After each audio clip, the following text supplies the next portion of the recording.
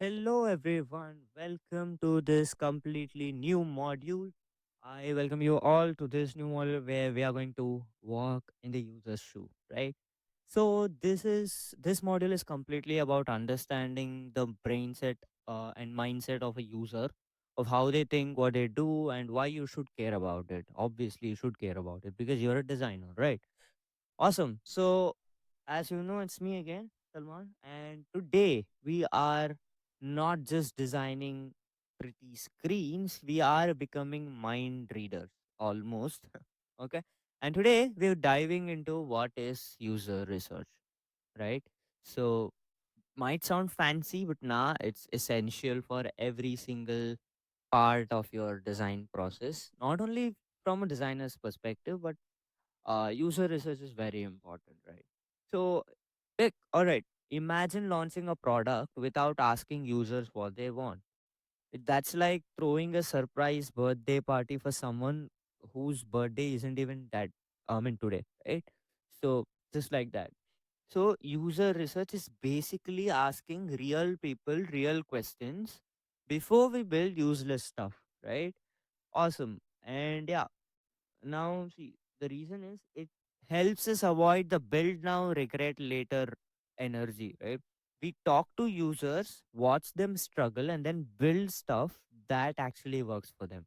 And we are not designing for our ego because I have seen many designers just design and upload it, right? And publish it. So that we need to take that off, take that mindset off. Okay. So, why it matters? See, let me ask you this. Would you cook a meal without knowing if someone's allergic to peanuts or any other ingredient? Probably not, right? So, it's like quick cooking a biryani without rice, correct? So, that's what user research is that important in a design process.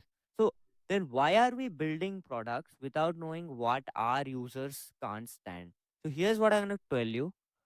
User research helps us find what users really need, right? Not what we think they need. Basically, we should stop assuming because you are not the user, you are the designer for those users. Okay, design for what people want. Okay, and understand the small stuff that ruins their experience. That's what research, so that you'll find a lot of pain points from a user's perspective and make sure we are solving real problems and not imaginary ones our team brainstorm, right? Like, let's say someone will come up with a startup that is pointless, right? That's what. So, we need to solve real problems. So, user research helps us uncover and validate our problems in a very better manner. Okay. So, before jumping, I like to give you two examples of two cool cool real-time examples for you. So let's talk about Jewel Ham. So she was the design intern at Spotify.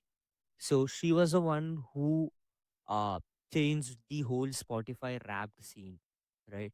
See, the point was she saw that the users weren't hyped about rap. So previously, Wrapped was just a boring link. You will get a link, you share it to people. But she reimagined it as a fun, social, interactive flex for the Gen Z people. And boom, it blew up. Memes, horoscopes, party games, Wrapped became a movement, right? So, but here's the problem. She never got the credit, no salary bump, no designed by Jewel stuff, right? But she was an intern because she was an intern. So it reminds us of two things. Great ideas can come from anyone. Big companies love ideas, but not always the people behind them. Okay. So this was what Jewel proposed. Okay. So basically, she said that what's missing. While the stats are pretty interesting and even come up with a bit screenshotable bites, Gen Z requires a bit more attention. We like to touch and feel, to scroll and post. With this in mind, I have retooled Rap to allow for a more interactive approach. This she literally gave this to Spotify when she was an intern, right? So cool. This was one. Another one is Netflix's auto preview mode. Remember when Netflix thought we needed trailers playing instantly, right? people hated it. They ranted on Twitter, Reddit, right? So, but the point was Netflix was getting a lot of hatred. Like if you are on the screen, it'll automatically play, which was annoying. I don't want like chill. I just opened the app and it starts playing. Right? That doesn't look good. But what Netflix did was they got that feedback. They understood that criticism, right? They understood the anger of the people. They got real people, right? So they added an option to turn it off. That's research in action. Users shout, and companies sometimes, like Netflix, they listen. Right? User research isn't always deep, guys. Sometimes it's just not annoying your users, right? So if people don't like it, they'll tell you. So you just have to keep your ears open. Now, coming to the next part, that is having these two examples, I would like to give you two principles. I mean, three principles. The first principle being is empathy.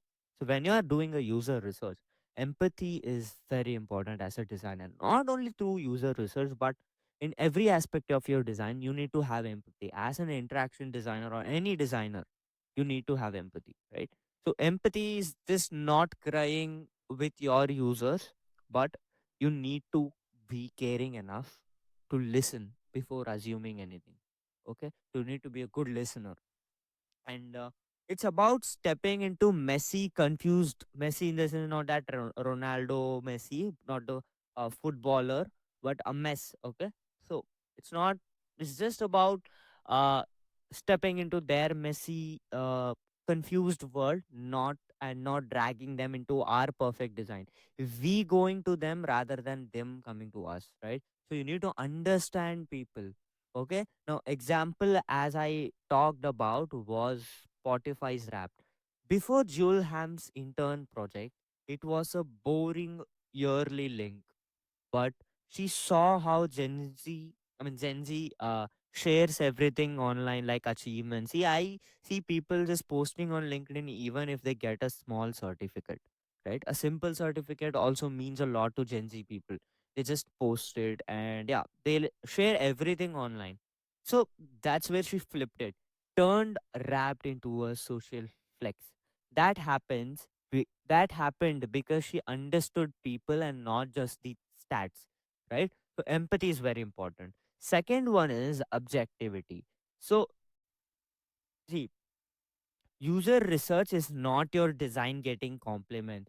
Okay, you just giving your design. I mean, you just give your design and ask people for compliment. That's not how it works. It's not your ego's photo shoot. Okay, you need to hear brutal truth from people and accept it. Okay, you can't take it personally, guys. No ego should be there if you are a designer.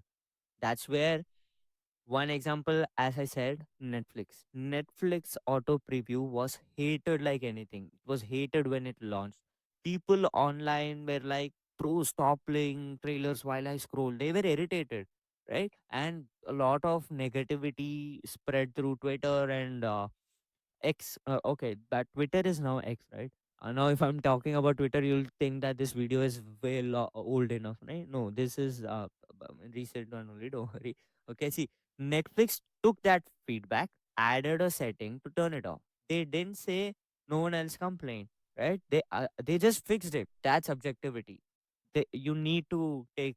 Yeah, that's what I've written. Accept criticism like a champ. Okay, the final one is align with project goals. See, you have to do user research. Obviously, that's important, but you don't need to know everything about everyone. You're not running a secret agency, right? The research must match your project's real need. Do not do a 3 hours, 5 hours interview with a single person when you're just redesigning a simple button. Now, let's say you're designing an app for dog workers. See how cute he is, right? Okay.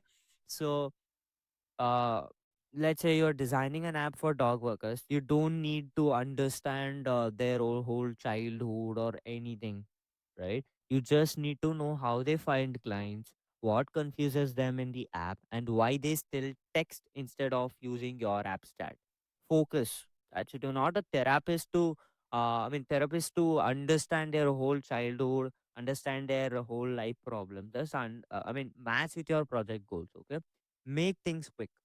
So as I gave you the examples, now we can move on to the next one. That is, research is not equal to service only. People will just think that, okay, I'll create a Google form. What's a big deal in it? But nope, research is not equal to service. See, don't get fooled. Research, sometimes just watching how your friend uses your app is better than 10 spreadsheets or 10 Google forms, right? You need to listen, observe, and ask smart questions. And once you have asked smart questions, then just shut up and let people speak. Okay, be an active listener. Now, when to do it is the question. Always, but also chill. Okay, not in every aspect.